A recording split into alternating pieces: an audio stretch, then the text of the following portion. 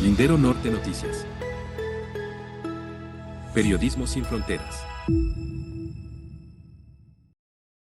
Otra vez falló el programa de desayunos escolares. Un programa que es positivo, que viene de una ala que plantea darle no solamente educación, sino también un bienestar para la salud y para que pues todos y todas los alumnos puedan tener las mismas condiciones en el aula de clases. ¿Qué pasa? Que otra vez se tienen malos alimentos y otra vez no sabemos cómo lo van a solucionar. Y otra vez es la misma empresa.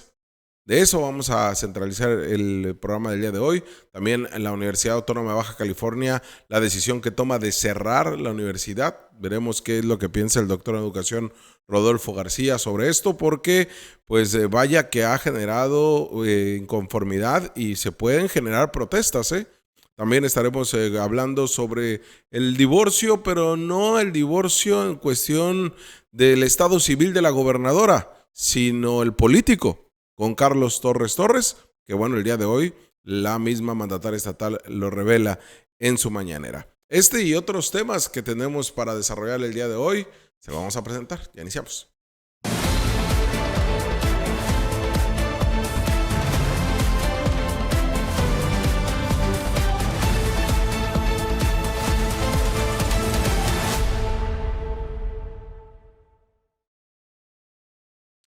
Y ya estamos acá con usted. Gracias por compartir, gracias por comentar, gracias por hacerse presente en esta comunidad de Lindero Norte, tanto en linderonorte.com, en nuestras plataformas, en YouTube, que nos hemos concentrado ahí prácticamente, pero también en Facebook hacemos la transmisión, los Reels que también compartimos, en TikTok estamos por retomar el trabajo que hemos venido haciendo, en Instagram y en todos lados. Gracias por estar acá con nosotros. Rudy, como todos los miércoles nos acompañas, el doctor de educación, el 2 veces consejero electoral. ¿Cómo anda, Rudy? Jorge, ¿qué tal? Gusto saludarte. Bien. Oye, Rudy, antes de iniciar con los temas de política, de todo lo que conlleva esto, también hay un tema que ha generado preocupación y es el huracán Priscila.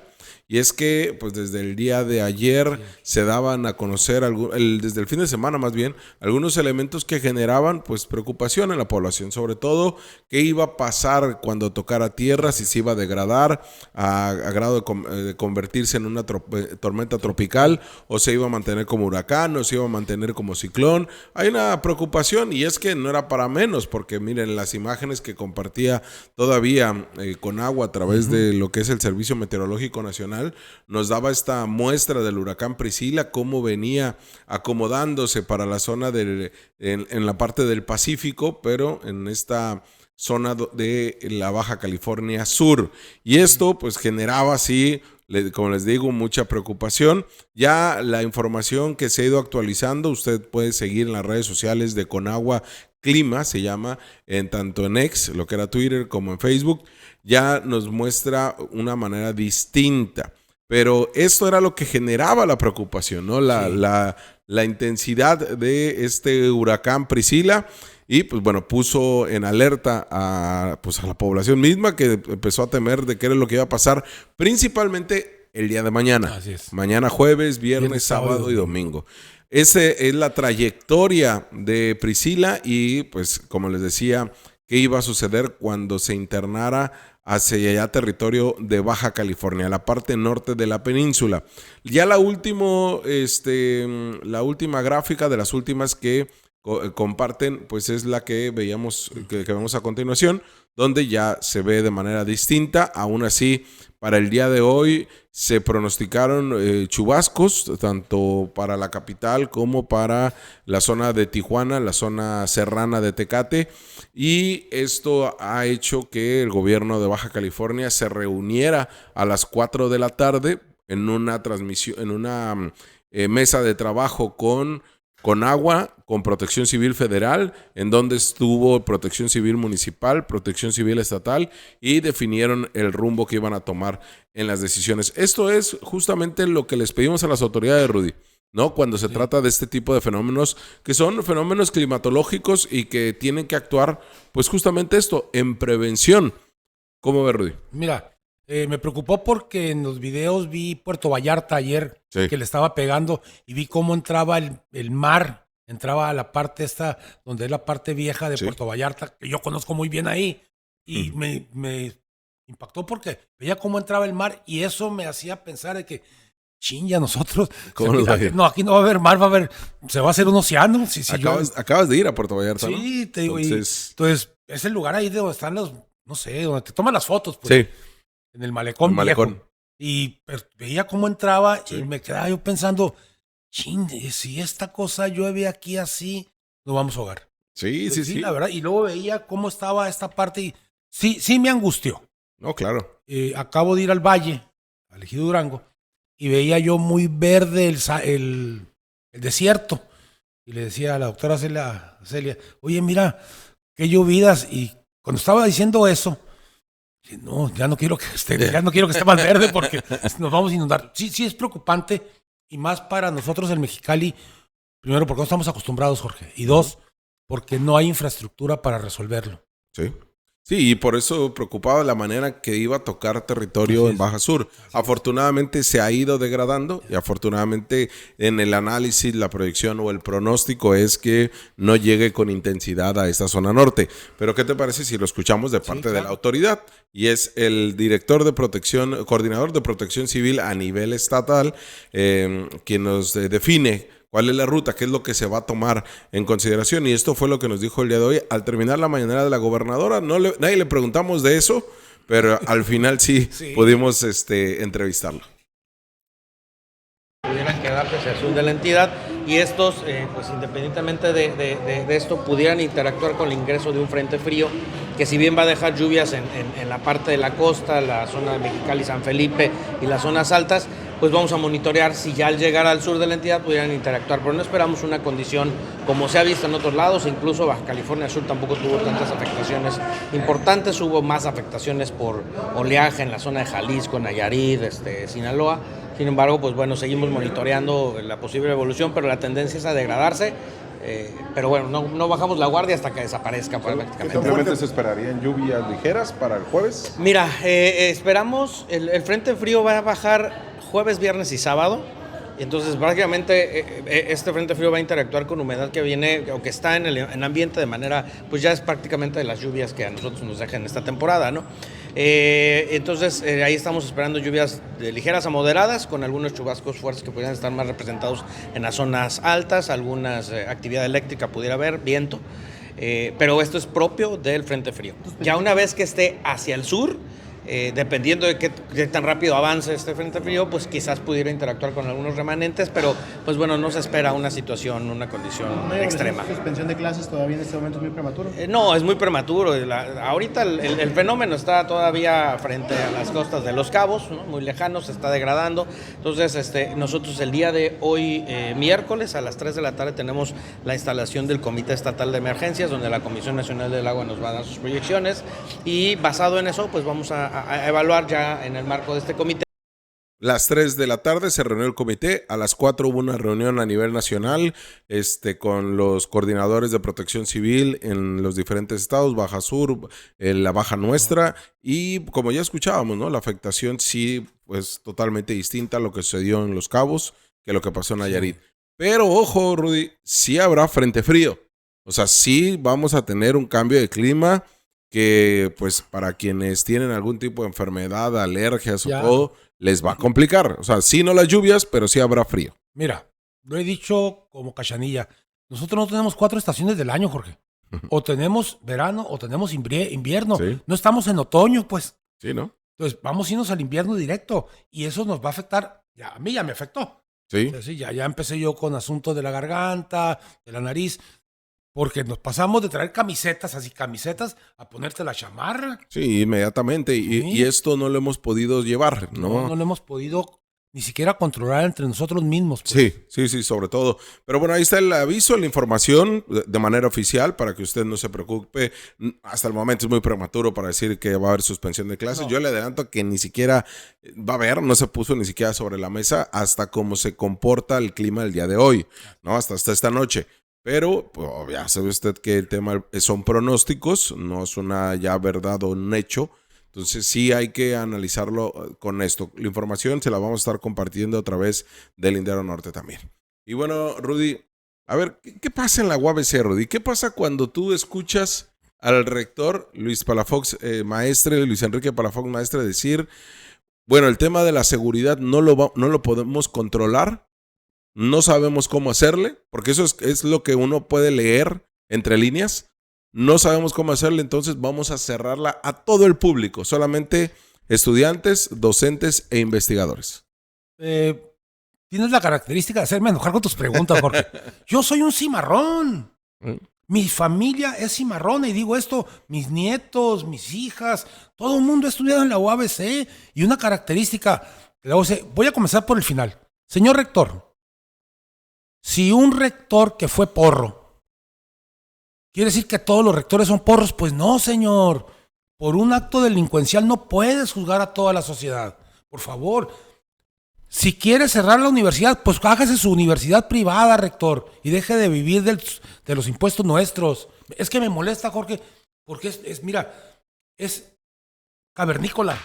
Oye, Rudy, pero hasta incluso en el CETIS o en la VM o en Xochicalco te dejan pasar, ¿eh? Otra vez, pero eso ya sería una decisión de ellos. Aquí sí. Es que no puedes ni siquiera ponerlo en el tapete de la discusión, No, Jorge. no, entiendo totalmente, pero te digo, ni en las privadas, No, claro. ni en las privadas se cierran. Así es. Por lo mismo, porque tú puedes ir, si bien es cierto, no vas a ir a pasear, porque a la universidad, la verdad es que la gente no va a pasear. No es como que ves a gente, incluso no hay comercio ambulante, o sea, no hay, como en otras universidades públicas sí hay, pero bueno, no hay comercio ambulante, no hay riesgos al interior de la universidad. Jorge, es que de veras me molesta porque quienes hemos estudiado en las universidades públicas, la primera característica está abierta a la gente. Sí. Es más, los patios de la UABC, ¿a poco no hacen conciertos ahí para que vayamos el público? Sí. Entonces, ¿cómo es tan... La Feria del Libro, por ejemplo. La Feria del Libro. Es que es que tengo que cuidar las palabras. Señor rector, no reflexione, use el sentido común. Uh-huh. Es una universidad pública y tendría que ver que cierren la UNAM, pues. O sea, sí. Tan ridículo como eso. No, pues ponle una muralla de 3 pisos a la UNAM. Uh-huh. Porque ahí sí venden droga. Es lo que te iba a decir. Y en la UNAM no solamente venden droga, sino también ahí mismo se drogan. ¿Sí? Y estamos hablando de que muy bien identificados. En las islas. Donde en las islas, donde lo mismo pistean, como se drogan, como han cometido incluso actos vandálicos. O sea, vandálicos, gente que ni siquiera es de ahí, que no está en una protesta y que va a destruir la universidad. Y tuvieron que controlar con nuevos mecanismos, con nuevos protocolos de seguridad, a cuidar las instalaciones, pero sobre todo a las y los estudiantes. ¿Qué es lo que preocupa también, Rudy? Porque, a ver, el señor rector sabe que estos hechos que han llevado a que la autoridad universitaria repiense cuáles son sus medidas de seguridad que no tiene, ocurrieron afuera de la escuela, Rudy. Ocurrieron en la banqueta, Jorge. Ocurrieron en la banqueta. O sea, ni siquiera es adentro. Por eso digo, es que me sacas de mi racionalidad, porque es inconcebible. Ni siquiera hubo una violación en el sentido de la propiedad de la universidad. Fue en la banqueta. El otro acto con la Facultad de Deportes igual, fue en la banqueta. Uh-huh. Pues se llama seguridad privada, señor rector. Se llama botones de pánico. Se llama una serie de instrumentos que pueden utilizar. Pero no puede cerrarnos la universidad a nosotros que pagamos por esa universidad, señor rector. De veras que yo espero una reconsideración suya pública. No está en un estado fascista, está en un estado democrático. Hoy la gobernadora habló del tema, junto con el secretario general de gobierno, que han participado en las mesas de trabajo para hablar sobre la seguridad en la universidad. Porque curiosamente, Rudy, a ver, todos, y hablo incluso a quienes no son cimarrones, pero yo soy cimarrón también como tú, Rudy, pero todos consideramos que la universidad tiene que estar abierta, sí. Es de todas y de todos. Uh-huh. Porque además, aún, por ejemplo, cuando acá nuestro productor Isaac, que él es egresado de la Universidad Politécnica, él no estudió ahí, pero sí acudes a la Feria del Libro, ¿no, Isaac? O sea, sí acudes, o puedes acudir incluso hasta la biblioteca. ¿Por qué? Porque está subsidiada, porque tiene recurso público. A ver, Jorge, el teatro universitario se usa para las graduaciones de las preparatorias. Ah, también. Sí. Entonces, ¿Cómo le vas a hacer, no? ¿Cómo le va? Y es algo de lo que se sostiene la UABC. Pero es que además es el derecho que tienes, pues. Incluso obras de teatro, Obras ¿no? de teatro. Sí. Entonces, ¿cómo que cerrarla para los alumnos? ¿Cómo que cerrarla para los maestros? No. Ellos no sostienen la universidad, Jorge. Claro. La sostienen los impuestos que pagamos los bajacalifornianos. Sí. Y es ahí donde uno, te digo, seas o no cimarrón, vas a pelear por su autonomía. Para que no exista injerencia de los gobiernos. Así es. La cual, lamentablemente, Rudy, a ti te tocó vivirla. Sí, ¿cómo no? En los 80s hubo. No, pero, A mí me tocó vivirla en los 2000s. Igual. Hubo, ¿no? Con Osuna Millán. Al grado del descaro de que el rector fue parte del gabinete después del mismo Osuna Millán, ¿no? O sea, cosas descaradas. Con Jaime Bonilla Valdés, con Daniel Valdés también. También. O sea, hubo una injerencia directamente al gobierno. Entonces, cuando nos hablan de esta autonomía que se pregona y que se tal, pues es solamente como en un marco teórico. No realmente no se da, o en el marco jurídico, pero no se da en la realidad. No hay una autonomía de la UABC. Incluso actualmente. A ver, ya volví a mi control. Venga, Al análisis. Lo que pasa es que me provoca. No podemos concebir a una universidad pública cerrada a lo público. Ese es sentido común. 2. Esta universidad, miren, se lo voy a decir una vez, señor rector. Si usted sigue pensando que la UABC está diseñada para la pequeña burguesía o la clase media y la clase alta, usted está equivocado. Todavía vemos gente que luchamos porque esta universidad sea para los hijos de los obreros y los trabajadores del campo. Y eso tiene que ver con la libertad. Estaban preocupadísimos en la UABC, Rudy, y lo digo en buena lid, estaban preocupadísimos por el anuncio de la presidenta Claudia Sheinbaum sobre la Universidad Rita Cetina. Claro. Estaban preocupadísimos porque decían, hey, ¿cómo le vamos a hacer? O sea, ¿por qué viene una universidad que no va a cobrar ni un solo peso? ¿Cómo va a instalarse a Mexicali? Ojalá y exista, y tuve la oportunidad de platicar de ahí, de gente del consejo del universitario, pero bueno, los que sí toman, los señores que toman las decisiones, y me decían, hay un temor. Después de que hicimos el programa aquí, me dijo, hay un temor porque vengan carreras que ya tenemos nosotros. Pero por supuesto, Jorge, porque esa universidad en el neoliberalismo fue diseñada para la clase media. Sí. Así estaba diseñada hasta la ubicación. Y nosotros hemos luchado y seguiremos luchando. Y vienen otras generaciones que lo van a seguir haciendo. Porque la universidad sea para los hijos de los obreros y de los campesinos, de los ejidatarios, Jorge. Que es la única manera en que este país va a salir más o menos bien librado de la extrema pobreza. Sí, y además, Rudy, a ver, esta universidad, que ahorita me equivoqué, dije Rita Cetina, esa es la beca, Rita Cetina. Rosario Castellanos. Perdón, la Universidad Rosario Castellanos tiene que venir a reforzar, justamente, y lo ponían en colación, Rudy, porque es justamente para las hijas y los hijos de los obreros. Claro. Para clase pobre. Así es. ¿no? Para esta clase que no le alcanza. Usted dirá, pues es que es bien poquito, 2,500 pesos, 3,000 o medicina más, ¿no? Es muy poquito para lo que realmente, y siempre nos quieren comparar con Harvard, con Yale, con Princeton o Oxford, ¿no? En Inglaterra. No, espérense. O sea, situémonos en la realidad y en el contexto en el que vivimos. Ese dinero que se paga semestral no le alcanza a un sector de la población pagarlo porque tiene otras cosas que pagar. Porque falta el transporte y faltan los uniformes, sí. Y falta la comida que está porque estás en la mañana ahí. O sea, por favor, ese es el discurso neoliberal, Jorge. Exacto, es lo que te voy a decir. Yo entiendo, Rudy, que estos grupos, que ni siquiera hablo de panistas, sino grupos en la política que son ultraconservadores o que son opositores son al gobierno de Claudia Sheinbaum, ven todo a través del clasismo. Porque vieron mal que anunciaran. O sea, ¿en qué cabeza cabe, Rudy, que alguien sienta que sea malo una universidad gratuita? Incluso de una manera clasista. Y además sin identificar plenamente con documentos. Hay medios de comunicación que señalan que las carreras que se dan ahí o que los egresados, por ser una universidad pública donde no te cueste, vas a salir con un nivel académico bajísimo, ¿no? O sea que Dios nos salve de médicos o dentistas o abogados que estudian en una universidad Rosario Castellanos. Mira, para esos discurseros, quiero decirles que los estudiantes de las escuelas de medicina privadas van al Hospital General a practicar. Imbéciles. Es que molesta, Jorge, con esos discursos tontos. ¿Sí? Tiene que venir una universidad a ofrecer, no a ofertar porque no es venta, a ofrecer servicios educativos. Le voy a poner el ejemplo concreto con documentos. ¿Por qué el problema de la medicina, de la contratación de médicos en las instituciones públicas? Por algo muy sencillo, porque era tan reducido el número de egresados, y la UABC era culpable de eso, con 30, que esta gente se iba a la iniciativa privada y condicionaba su horario, como lo hace todavía el Seguro Social. Hay médicos que trabajan los domingos para no trabajar entre semana, por la escasez. Viniendo estas universidades a generar un problema, a resolver un problema crítico de número de médicos, en 5 o 6 años esa tendencia se va a revertir, porque va a haber tal número de especialistas que van a poder quedarse en el Seguro Social y se van a pasar, quienes se van a preocupar son el mercado privado. Claro, ellos son los que no quieren. Ellos son los que no, igual que aquí, los que generan ganancia con la educación o la especulación, incluso con los puestos públicos de la UABC. Claro. Ven con preocupación esto porque va a haber una competencia en el sentido de que va a haber más profesionistas y eso va a generar el mercado.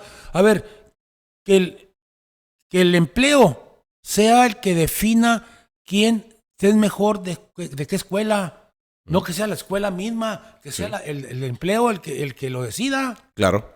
Y en eso, Rudy, regresando al tema de la seguridad, pues de nueva cuenta están resolviendo todo con una visión neoliberal. Que es cerrar, es cercar, es al estilo Trump, ¿no? Sí. O sea, pon el muro más alto, pon las medidas, pero no hablamos de los protocolos de seguridad interna o incluso, Rudy, que nos transparenten el contrato que tienen con la empresa de seguridad. ¿Cuál es el alcance? Porque también tuve la oportunidad de platicar con guardias de seguridad a partir de también un programa que hicimos acá y se acercaron y me dijeron, es que a mí no me han dicho que yo tenga que cuidar a los alumnos.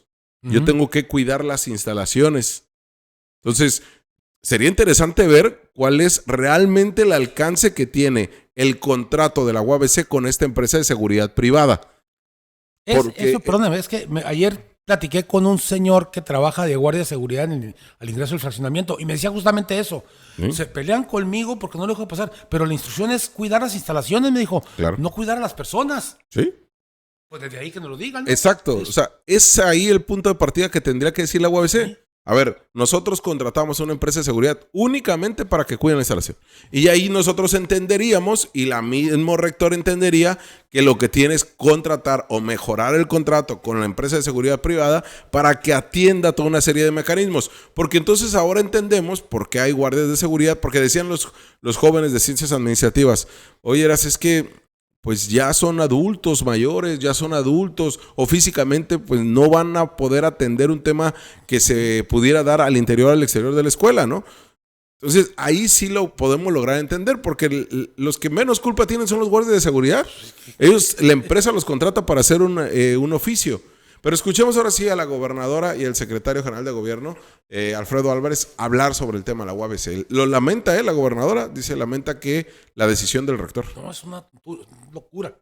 De la seguridad en la institución y de nuestros estudiantes. Vamos a seguir en coordinación con las instituciones educativas, con todas y muy especialmente con la Universidad Autónoma de Baja California, con quien le hemos dado seguimiento a este reforzamiento, a estas estrategias. Evidentemente nos duele esta decisión que se ha tomado de acortonar o cerrar las puertas al público en general, ¿no? Creo que así lo manifestó el rector. Es una decisión difícil. Sin embargo, vamos a seguir trabajando con ellos de la mano, con los estudiantes, escuchándolos. Esto es bien importante, escuchar siempre a las y a los estudiantes y buscar la seguridad de todos ellos, ¿no? Vamos a intensificar los operativos de seguridad con el ayuntamiento y con la fuerza estatal y con la propia institución. Adelante, Alfredo. Buenos días a todos. En efecto, quisiera partir de la premisa, la gobernadora nos ha dado indicaciones, primero, de que seamos muy respetuosos de la autonomía universitaria. El espacio autonómico es importante, las decisiones que el señor rector y las autoridades de la universidad tomen al interior de la universidad, nosotros las vamos a respetar enteramente. La gobernadora es universitaria, conoce la universidad. y todo lo que tiene que ver, digamos, con la seguridad periférica, la gobernadora ha dispuesto un mecanismo de coordinación entre el orden estatal y municipal que nos permita asegurar y mejorar las condiciones de vigilancia y seguimiento y en su caso las denuncias, como se han estado informando ya por parte de la Fiscalía. Es importante señalar que la clave del proceso que nos permita asegurar la llegada y salida de alumnos, docentes y administrativos de la Universidad Autónoma de California es un proceso de coordinación conjunta. Hay evidentemente algunas medidas que la propia universidad tomará también para mejorar sistemas de alumbrado, vigilancia. Estamos también ofreciendo, repito, en el ámbito del respeto autonómico. Escuchamos a Alfredo Álvarez, ¿no? Cuánime decir, a ver, pues sí, es su autonomía y nosotros necesitamos ver también porque hay un recurso público que le destinamos y en medida es, sí, para tener una educación que sí sea de calidad, pero que además garantice la seguridad de las y los estudiantes. ¿Qué pasa, Rudy, cuando vemos estas reuniones? A ver si vemos las fotos de las reuniones. Esto es en 2022, para que nos demos cuenta que sí se reúnen las autoridades. Es decir, sí tienen sus mesas de trabajo para definir temas de seguridad. Pero no nos dicen lo mismo que pasa en las mesas de seguridad del gobierno del estado. No nos dicen pues hacia dónde dirigen esos esfuerzos o cuáles son esas estrategias. La última se dio, no sé si la semana pasada, ahí te pasé la fotografía, justamente donde está ya el nuevo coordinador de la Fuerza Estatal de Seguridad, donde está Laureano Carrillo, donde vemos a quien asiste al rector en todas sus actividades y también quien tiene a cargo la de recursos materiales de la universidad, con el director de la Policía Municipal, con el comandante. El problema, Rudy, no son las reuniones. El problema es que no tiene definida ninguna estrategia. Jorge, tienes que definir protocolos de la banqueta hacia adentro, no de la banqueta hacia afuera. Eso le toca a la autoridad pública. ¿Sí? Porque suceden cosas detestables de la banqueta allá, con estudiantes. Tiene que ser la autoridad municipal o estatal o federal la que ponga orden ahí. La seguridad privada de la universidad tiene que ser de la banqueta hacia adentro. Sí. Sí, incluso en el análisis que hacía yo, Rudy, era, a ver, tiene que verse la universidad como un todo. Es decir, las calles que se dan, también se tiene que entender que las utilizan las y los estudiantes que se bajan del camión para llegar a la universidad. Los andadores donde esperan el camión. Cuando se mueven de una facultad, no solamente a otra en el mismo campus, sino a la unidad deportiva, o cuando se van hacia agarrar un taxi o tal. Tiene que haber una seguridad de tal manera que yo no digo que esté un guardia de seguridad atrás de cada persona, de cada alumno, pero sí tienen que diseñar algo porque ahí eso les corresponde a ellos, ¿no? Justamente en esas mesas tiene que haber una respuesta a la seguridad, porque tampoco se pueden tener patrullas vigilando la universidad todo el día. O sea, no podemos sitiar a la universidad, ¿no? Porque eso también no sería la solución, poner a Guardia Nacional, poner a militares ahí, ¿no? Entonces, justamente es lo que te digo, Rudy, no nos han dicho cuáles son esas estrategias o medidas. Ya el rector también anunció, que eso también me parece algo que siento que nos va a salir más caro el caldo que las albóndigas, es que dicen, a ver, necesitamos invertirle en cámaras de vigilancia, en tener una especie de C4 propio y ver de cómo nos conectamos al C5. Necesitamos andadores seguros para las y los estudiantes. El problema, Rudy, es que eso nos va a costar a todas y todos. O sea, te lo aseguro que nos van a subir la colegiatura sobre pretexto de estas medidas de seguridad. Pues porque estás pensando en una universidad privada, Jorge. Exacto. Por favor. ¿Cómo que nos va a subir la colegiatura? No, la universidad tiene cuotas, nada más, no colegiaturas, no mensualidades. Exacto. Son aportaciones. Y de ahí tienes que ser austero. Y dos, yo te conozco como tú de memoria, ¿no? Incluso las calles que están entre medio, donde colina hasta con un jardín de niños, con una primaria, con la normal fronteriza, con la UPN, o sea, lo conoces. Reforzar la seguridad en esas partes requieres de lo que la UNAM pasa con las patrullas de la UNAM. Sí. caray, que es tan difícil la fórmula que estoy planteando, Sí, ¿no? que el rector no ha ido a otras universidades, digo. Pues, por ejemplo, Y viajan mucho, ¿eh? pues claro. Viajan mucho pues, y sí observan todas sí, estas pues medidas. como rector, por supuesto, pero espérate que deje ser rector a ver si va. Porque Entonces, además, Rudy, lo que han utilizado son bicicletas, ¿ves? ¿no? Lo que han utilizado son medidas que ahorita se dan cuenta que no le están funcionando por dos hechos que sucedieron afuera de la escuela Así y es. que les llevaron a analizar, Rudy. O sea, era para que hubieran dicho, a ver, nos pasó esto, esto fue nuestro actor, este fue el protocolo, esta es la estrategia Así de es. contención. Vámonos. Y así vamos a trabajar. Y así nos damos cuenta que tenemos una universidad preparada para todo tipo de hechos. Afortunadamente no corrió como un homicidio. Si no, ahorita estuviéramos pensando en locuras, ¿eh? Porque si con esto el rector ya está pensando en cerrar la escuela, imagínense si hubiera ocurrido un homicidio. Porque el rector está mal, Jorge.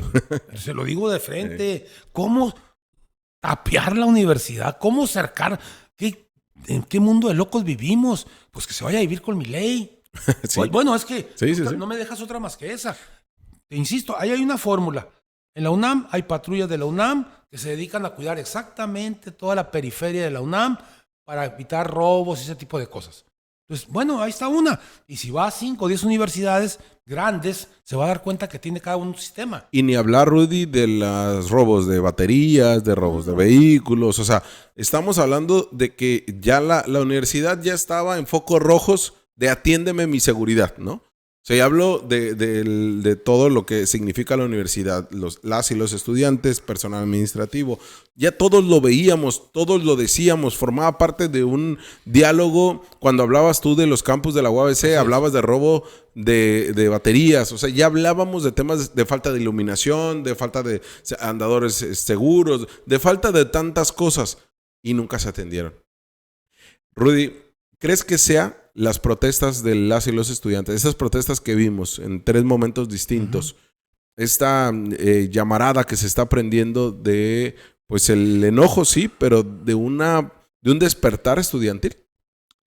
Yo espero que sí. No estoy convencido porque estás organizándote en base a demandas únicas y exclusivas de la facultad. No estás hablando del asunto de la accesibilidad a la universidad, del control de las cuotas. Estás hablando de cuestiones de inseguridad y eso se resuelve con alguna idea loca como la del rector o con ideas coherentes. Entonces, por eso no estoy seguro si eso es la toma de conciencia como universitario. Sí, porque, a ver, cuando hizo este llamado y lo analizábamos, ¿te acuerdas? Y lo discutíamos en Televisa, Rudy, cuando hizo esto llamado Daniel Valdés Delgadillo, el rector en tiempos de Jaime Bonilla Valdés, a protestar contra Kiko Vega y el adeudo millonario que se le tenía a la universidad, pues fue una protesta, sí. O sea, al final, bueno, fue una manifestación. Una manifestación donde salieron miles de estudiantes y donde encabezados o liderados por el rector, que yo decía, ¿cómo una protesta va a ser cuando tu propio jefe te dice, ven y protesta conmigo, ¿no? Entonces, esta manifestación que al final va a quedar como una vergüenza para la universidad, la manera en que Jaime Bonilla Valdés utilizó a la universidad para un golpeteo político contra Kiko Vega y además el pésimo trabajo jurídico que se hizo al presentar en el Congreso local una solicitud de juicio político cuando tendría que haber sido en el Senado. Entonces, todo se hizo mal en esa protesta. Si nos remitimos, no había habido una protesta como esta, Rudy. ¿No? Entonces, sí es importante lo que se dé. Coincido contigo. Esto tendrá que transformarse en medidas distintas, pero al menos ellos sí presentaron un pliego petitorio, ¿eh? Eso es lo importante. Para que esto tenga causalidad, necesitas tener proyectos a más largo plazo que beneficien a la universidad, pero también que beneficien a la comunidad. Uh-huh. Entonces, un pliego petitorio es mucho más amplio porque empiezas a rescatar demandas que tienes olvidadas o la autoridad tiene olvidadas y comienzas a exigirle que se cumplan. Ahí es cuando comienza la toma de conciencia, Jorge. Hoy la gobernadora dijo algo importante e interesante, que la universidad escuche a los alumnos. Así es. O sea, porque realmente la universidad se escucha a sí mismo. Se escuchan entre ellos, sí, sin los alumnos. Sí, se escuchan a sí mismos y hablo de las autoridades universitarias, hablo de ese club de Toby, ¿no? Donde ellos incluso hasta se crearon un propio instituto para pagarse lo que eran sus, ¿cómo se llama? El nido de los rectores, pues. Sí, como sus pensiones, Así ¿no? es, O su sueldo de rectores. Así es. Se lo pagaban con publicaciones que al final nunca veíamos y crearon un propio instituto para eso. Así es. Entonces, aquí sí tienen que escuchar a las y los alumnos. Porque es el centro de la universidad. Porque justamente es lo que los va a poder desarrollar. Además, ellos tienen latente lo que señalabas tú en el tema de educación básica, Rudy, el fenómeno áulico. Sí. No solamente los alumnos y alumnas, los docentes. Entienden muy bien la universidad. Incluso el personal administrativo que se mueve por la universidad, que sabe las fallas y los faltantes también. Entonces, el rector tendría que convocar a una mega asamblea o a una serie de asambleas para determinar cuál es el rumbo de la máxima casa de estudios del Estado a partir de la seguridad. Ay, despierta, Jorge, por favor. Claro que no, es una autoridad neoliberal, Jorge. Sí. Es que, por favor, mira, hay organizaciones que están avanzando, pero hay organizaciones como la UABC que está frenada. Y está frenada porque existe el mismo grupo hereditario que tengo desde hace 30 años. Solamente se reproduce en el sentido de los compadres y los amigos. Tú consigues la cola y te vas a dar cuenta quiénes están atrás. Y a todos estos derechosos que se inmolaron por el tema del cambio de lema de la UABC, no los veo discutiendo el tema de la seguridad, ¿eh? No, porque eso no paga. Oye, Rudy, cambiando de tema, pues los alimentos. Otra vez el tema de los desayunos escolares, Rudy. Y hablo otra vez porque se nos olvida, y a nosotros no que lo reporteamos, se olvida que esta misma empresa ya tuvo problemas en tiempos de Jaime Bonilla Valdés. Incluso Amador Rodríguez Lozano comete la tremenda hierro de señalar que esta era una empresa de Rodrigo Llantada cuando él no tiene relación con esa empresa. Y digo que lo cometen de esa manera, Rudy, porque más allá del golpeteo político, Llantada no tiene nada que ver con Ave Alimentos, es una familia de Sonora que están relacionados con el restaurante Quiriego y otros negocios justamente de construcción que se tienen en Mexicali, que han sido favorecidos también por el gobierno de Marina del Pilar, como fueron de Jaime Bonilla Valdés. Pero acá hablamos que en circunstancias que se cuestionaron en 2019 con el contrato y que en circunstancias que se cuestionaron en 2021 con el contrato con Marina del Pilar y que ahorita seguimos cuestionando de la calidad de los alimentos, no es posible, y además lo costoso que ha significado esto, no es posible que sigamos manejándolo como un golpeteo político entre morenistas cuando esta es una realidad que le estalló a la gobernadora, que nunca tuvo que pasar porque es la misma empresa señalada. Pues porque la misma empresa va a volver a cometer el error. El problema es por qué lo mantienes ahí, Jorge. Sí. ¿Por qué mantienes a la empresa? Que no hay otras empresas, incluso de Mexicali, que pueden darte el servicio. Mira, lo que pasa, y voy a insistirlo, y aunque no lo crea la gobernadora, mi crítica es constructiva porque mi característica no es endulzarle el oído a nadie, simplemente es decirle, hey, cuídate con eso. Gobernadora, tiene que tener gente, 1, 2 o 3, no sé cuántas, que estén con los ojos abiertos para desactivar este tipo de cosas. Si aquí hay una empresa que viene de fuera, que ya tienes un antecedente de que quedó mal, pues aprieta bien la tuerca, José. ¿Sí? Jorge, ¿por qué? Por algo muy sencillo, porque es un problema de calidad, Jorge, no es de distribución, ¿eh? ¿Sí, no?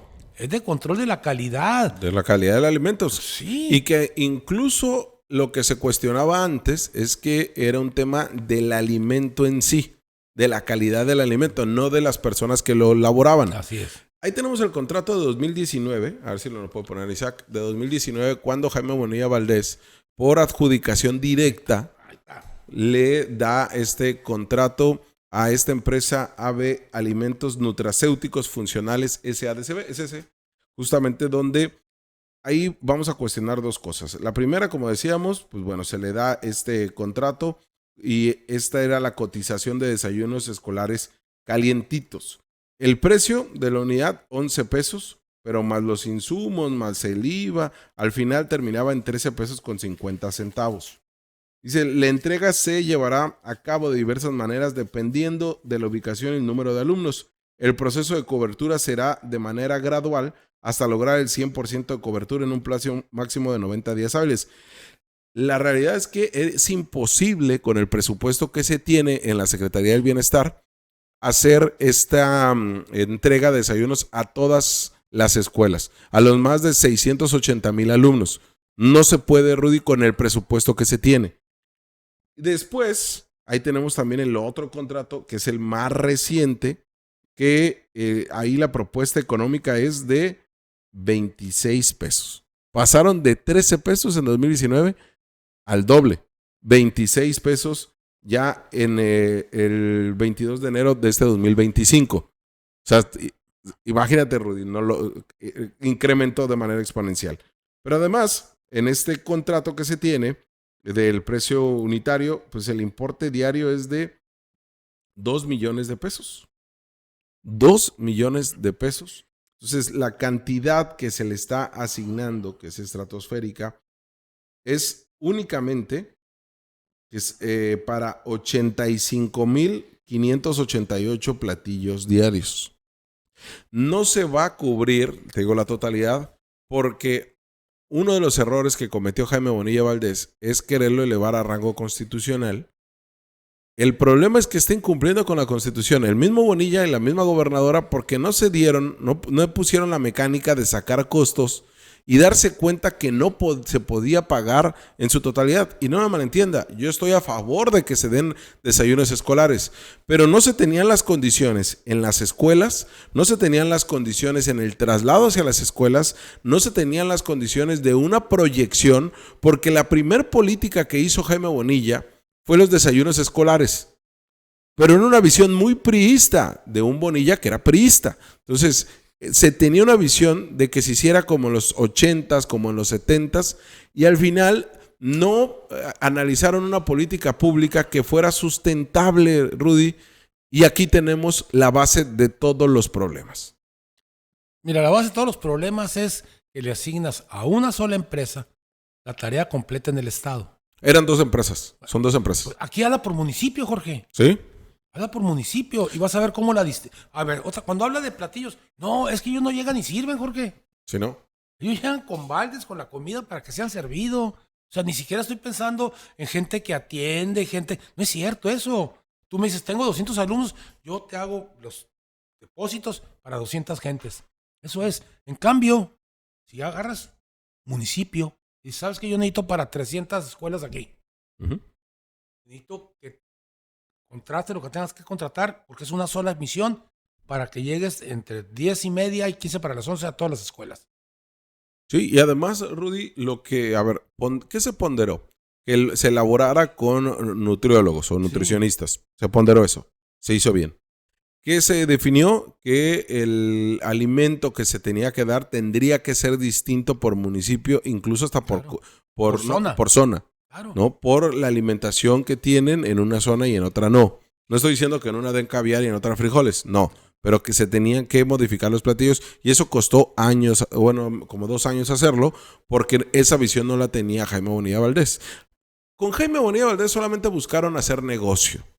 Y lo sabía Bonilla y lo tenía que sacar al principio de su gobierno porque ya tenía comprometido con las empresas. Ya se había comprometido con las empresas y mucho del tema de los moches, del soborno, de todo esto que hizo una implosión en Bonilla al principio de su mandato, fue justamente el tema, comidas, desayunos escolares y comidas en centros penitenciarios. Pues sí. Ahí radicó todo porque era el negocio. Avisoró negocio Bonilla. Y ese es uno de los cuestionamientos de un tipo al quien cuestionamos su plan neoliberal. Pero bueno, ahora con Marina del Pilar se tendría que haber definido de manera distinta, porque no alcanza el recurso para poder pagarle a todas las escuelas para que tengan su desayuno escolar. Pero además, Rudy, aunque tuvieran los 4,000 millones de pesos, que es más o menos lo que se necesita, no tienen las condiciones para llevarle los desayunos.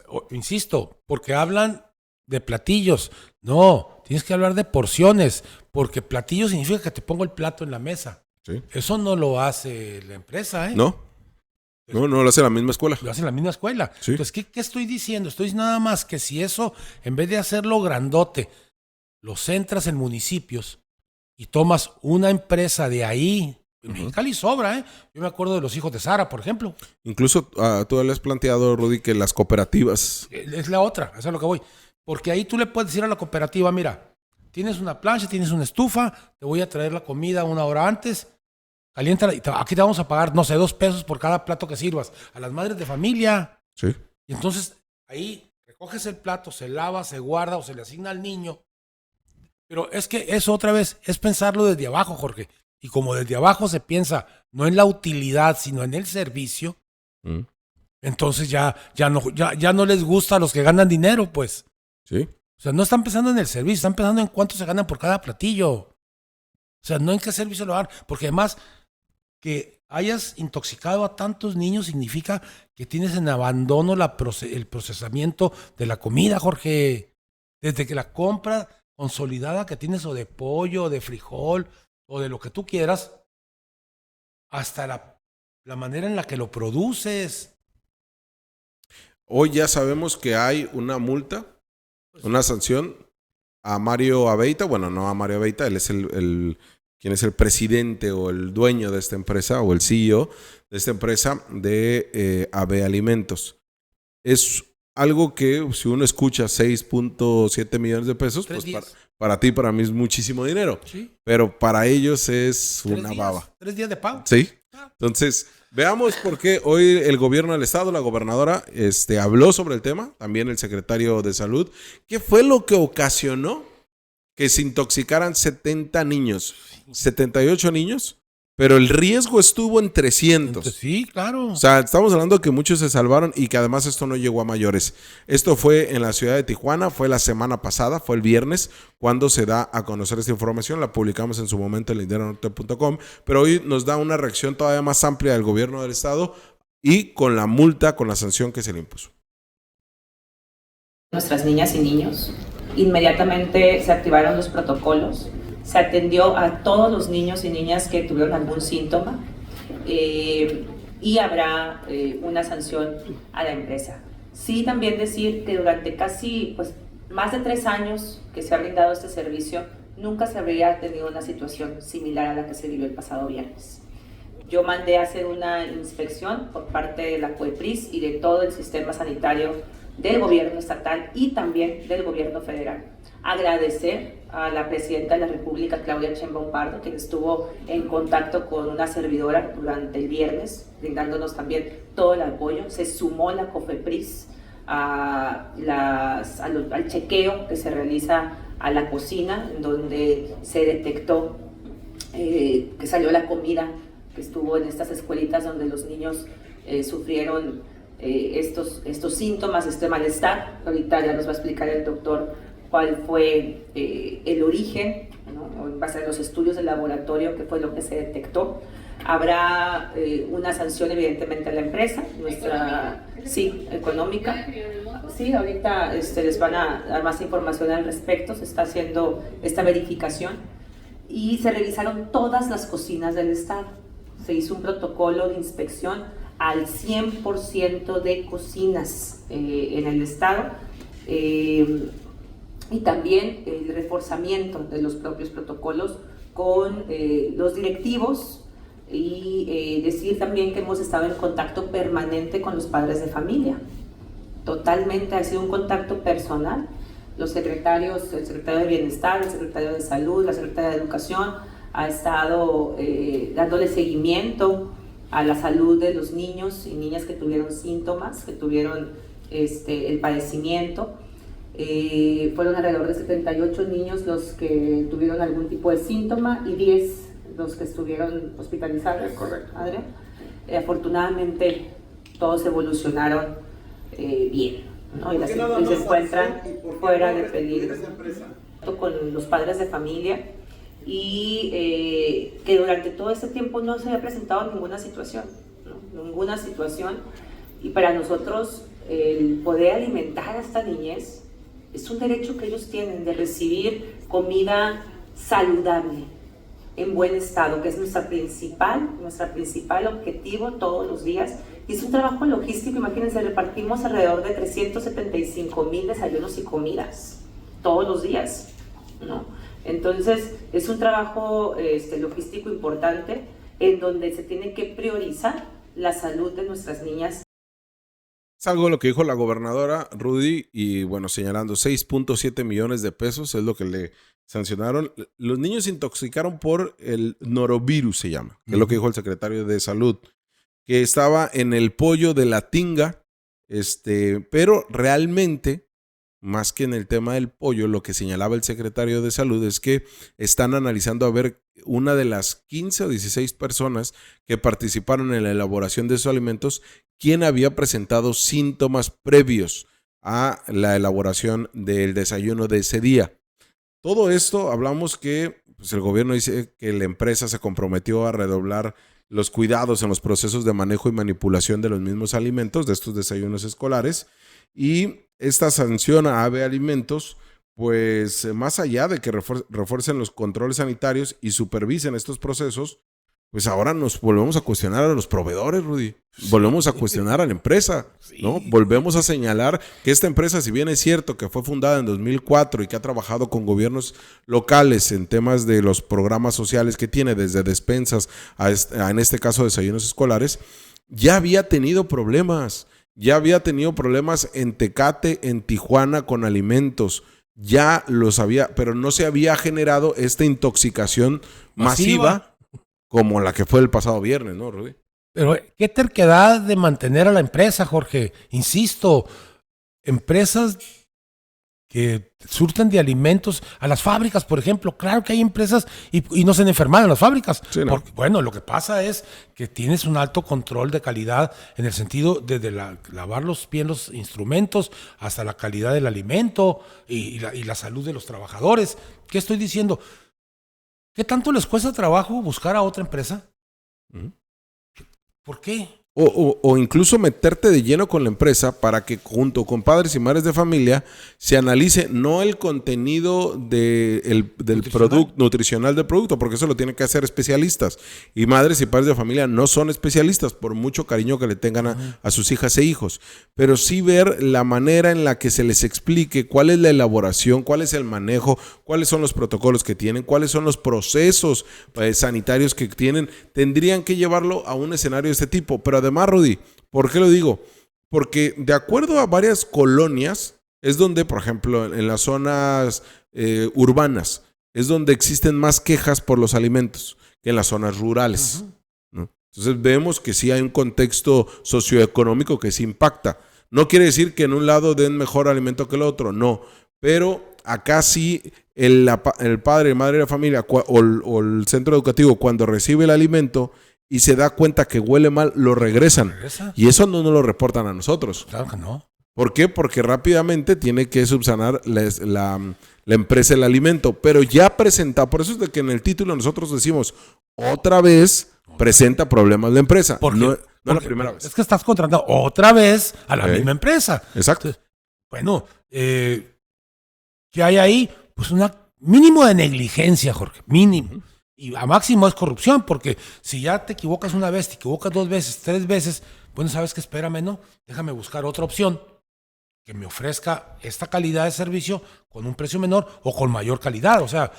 Y una empresa, Rudy, que además nació mal el contrato que se tuvo en tiempos de Bonilla con Amador Rodríguez Lozano tomando decisiones. Jorge, perdón, nació bien. Jorge. Viendo desde el punto de vista económico para ellos, ¿no? Porque además nace todo mal. Está evidenciado, no solamente el Lindero Norte publicó al respecto, publicaron otros medios de comunicación en Baja California. Fue muy difundido, fue muy publicado. Se aferró el gobierno estatal de Bonilla de las maneras que se aferraba. Llega el gobierno de María Pilar, insisten en tener AB Alimentos y han presentado, dice la gobernadora que no se había presentado esto. Sí, nunca se había presentado una intoxicación de 78 personas. Y hubiera sido mucho. Otra vez no tuvieras problemas. Pero acá les decimos, y el gobierno del estado lo sabe, sí han tenido problemas, solamente que tienen que acudir a los centros educativos y se las voy a poner fácil: Tecate y Tijuana. En Mexicali no han tenido problemas, en Tecate y Tijuana sí. Principalmente es ahí, ¿no? Entonces ya veremos qué pasa. Rudy, para cerrar, el caso de el divorcio político, vamos a plantearlo así. Pero el día de hoy la gobernadora del estado revela o confirma lo que se había difundido en redes sociales, ya medios de comunicación como AFN lo habían publicado, y a mí sí yo cuestiono mucho el que se pondere o el que se publique, el que se pondere el tema de la relación sentimental de un gobernante. Eso no es lo importante. No es importante porque también lo que se busca inferir es como si el peso político que tenía la gobernadora en ciertas decisiones, pues ya va a verse disminuido o va a impactar de una u otra manera en su actividad profesional, como gobernante, como representante popular. Eso es justamente lo que debemos de tener cuidado, porque tenemos que criticar la función pública, ¿no, Rudy? Así es. Mira, Jorge, yo en la parte sentimental y de pareja, yo ahí no me meto, porque debo de respetar la vida privada de cada una de las personas. Me preocuparía porque voy a hacer, después de mi vida, yo te puedo decir que son 5 tipos de divorcio los que tienes que sufrir para poder desligarte de la pareja, ¿eh? No es uno. Es el jurídico, es el familiar, el moral, o sea... Sí, o sea, se da un divorcio que es por la vía civil, pues, en el contrato. Sí. Que es el que dijo la gobernadora, estoy en proceso con Carlos Torres, su todavía esposo. Sí. Pero tú dices, hay 5 rompimientos. Hay 5 rompimientos que tienes que hacer para desligarte de la pareja. Bueno, en esa parte yo no me meto, es un asunto de ellos. Me preocupa que esto le vaya a abrir una fisura a la gobernadora, que mientras resuelve su problema sentimental, haya gandallas que se vayan a meter ahí a tomar decisiones. Como ya lo hicieron en el tema de la visa. Por ejemplo, ahí. Es una prueba clara. Pero yo voy a pensar todavía peor, Jorge. ¿Qué tal si hay información con respecto a que esto está creciendo con las denuncias de Estados Unidos para la familia Torres? Sí, puede ser. Sí, porque en eso hay un vacío informativo. ¿No? Totalmente, no sabemos y sí, en efecto, podría ser una de estas posibilidades, ¿no? Donde la gobernadora diga, pues yo me desligo totalmente antes de que se me venga mayor la bronca. Así es. Porque justamente lo que decimos, Rudy, y en eso yo quería centrar esto. El rompimiento que se da de Carlos Torres y la gobernadora María del Pilar, pues todo indica que es a partir de la visa. Nunca se había hablado de alguna fricción más allá, tan así que hay funcionarios que actualmente están en el gobierno y gabinete que son una relación más cercana con Carlos Torres que con la propia gobernadora. Así es. ¿No? ¿Qué va a pasar ahora, Rudy? Que la gobernadora, que ella siempre ha gobernado y ella siempre ha tenido el sartén por el mango, cometió el gravísimo error que ya hemos señalado aquí, hemos hecho videocolumnas al respecto. Meter a un familiar, tu esposo, en decisiones de gobierno. Ese fue el gran error de la gobernadora. De ese tamaño es el pecado. De ese tamaño. Porque si bien es cierto, no le pagaba, acá hablamos que utilizaba recurso público, oficinas, carros, todo, para incluso en reuniones de los 3 órdenes de gobierno participaba. Y más allá de que para algunos panistas, para morenistas, para neomorenistas o incluso para la gobernadora sea un muy buen, hábil operador político, aquí hablamos de los fallos que hay, porque esto iba a pasar tarde o temprano, Rudy. Este tipo de rompimientos se iban a dar porque así nos ha dicho la historia que pasa no solamente en México, en todo el mundo. Porque antepones el sentimiento, le antepones el interés político, Jorge, no le den vueltas, o el interés económico. Tú lo decías con el esposo de la presidenta, por ejemplo. Así es, por ejemplo, ve nada más cómo él desaparece en el sentido estricto y tiene un trabajo y tiene una rutina y está afuera, no está opacado, simplemente no es el reflector. Y aquí él era el reflector. Y yo te lo digo porque hay fotos donde había de seguridad y estaba él. Sí. Cosas o gente que le debe la lealtad a él. Mira, yo le voy a poner clarito. ¿A poco crees tú que la llegada del expresidente municipal panista a diputado local fue por obra y gracia? No. Sí, no, la cercanía con Carlos Torres. O el actual síndico. Y de ahí te puedes ir. ¿Por qué? Si tú les ves, si recorres el tiempo, te vas a dar cuenta de dónde hubo coincidencia entre ellos. Sí, la operación del Partido Verde, ¿no? En esta alianza con Morena en Baja California. Así es. Sí, y además, Rudy, lo que vemos por el tema del proyecto La Chinesca, del Parque Esperanto, del Parque de la Laguna México, todos donde se le ha invertido millones de pesos del erario. y donde quien tenía la toma de decisiones más importantes era él, porque su cargo era de director de proyectos estratégicos. O sea, tenía un cargo como nominal, pero no se le pagaba. Y es lo que decimos, pero la visión de gobierno era compartida. Y eso no es cierto, no es cierto que en las parejas de políticos así tiene que ser. No es cierto. Repetimos, el claro ejemplo, y afortunadamente se da de esa manera, es la presidenta del país, Claudia Sheinbaum Pardo. Incluso, ¿Con Andrés Manuel? o el propio Andrés Manuel, ¿no? Que su esposa se separaba y lo veíamos obviamente en eventos de gobierno donde le acompañaba. Pero pues no fue así. Y esto, le digo, más que el rumor de si se separaron, si se quieren o no se quieren, eso es lo que no importa en esto. Aquí el ingrediente es el político. Ojo, no el gubernamental, ¿eh? No, el político. Así es, El entiendo. impacto político que tiene esto y que va a tener a partir de lo que declaró hoy la gobernadora, y escuchamos qué fue lo que dijo la mandataria estatal justamente esta mañana.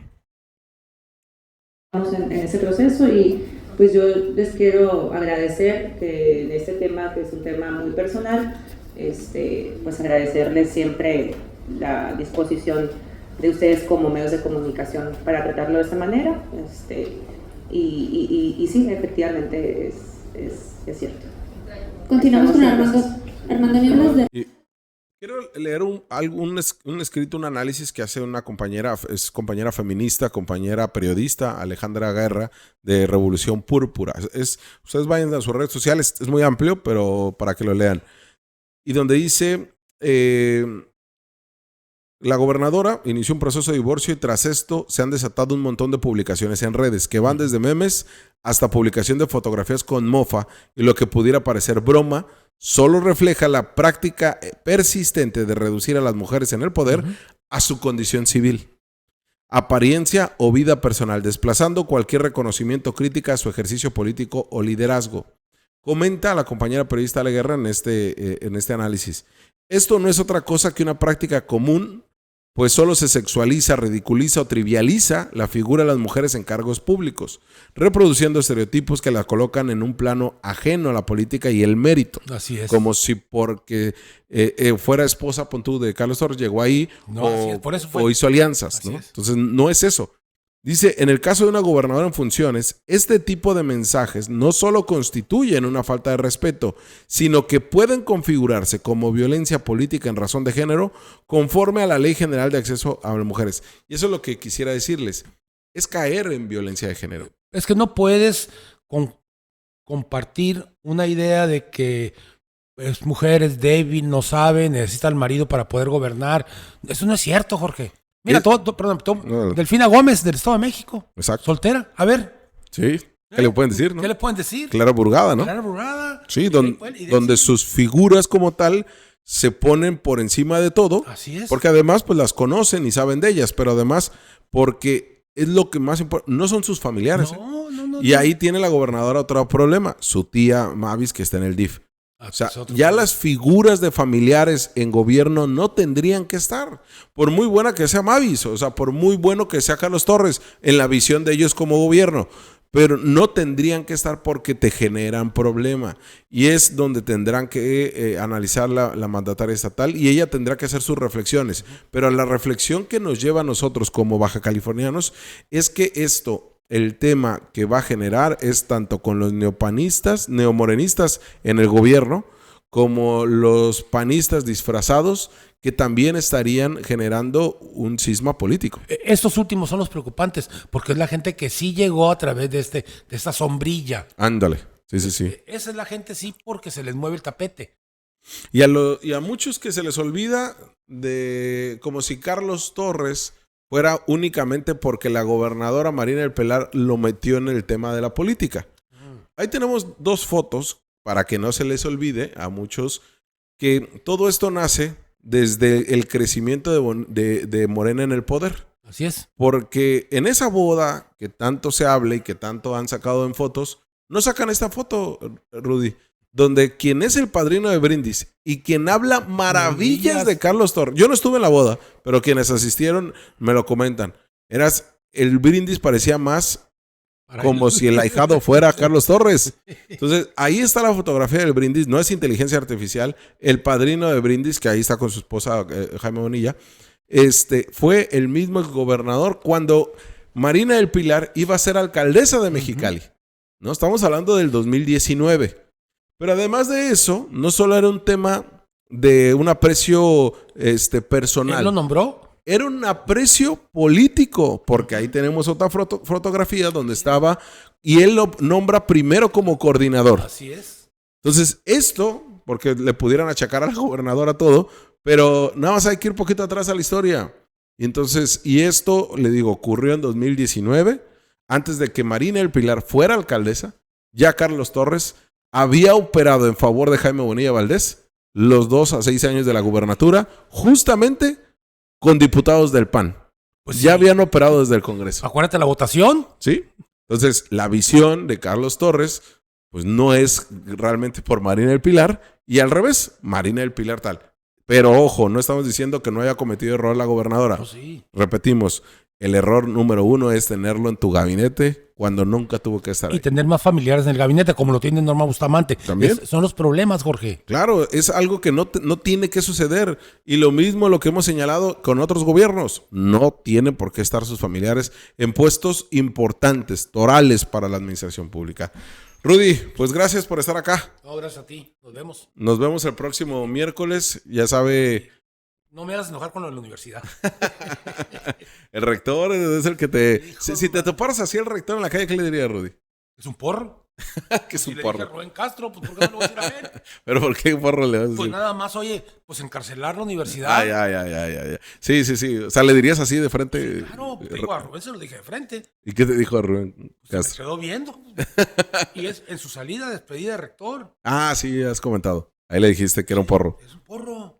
Pues ahí está, rector, el llamado que le hacen egresados. Yo soy egresado de la universidad.